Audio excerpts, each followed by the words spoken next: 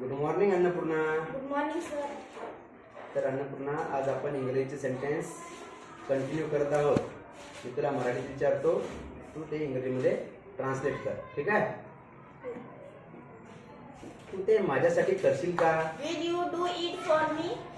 तुझं शर्ट फाटलेलं आहे. Your shirt is torn. मला रागात आणू नकोस. Don't make me angry. ते केव्हा येतील? When will they come? Very good. तुझे डोळे पुसून घे. Wipe your eyes. मी तिथे नेहमी जाते. I go over there all the time. तू गाडी छान चालवतोस. You drive very well.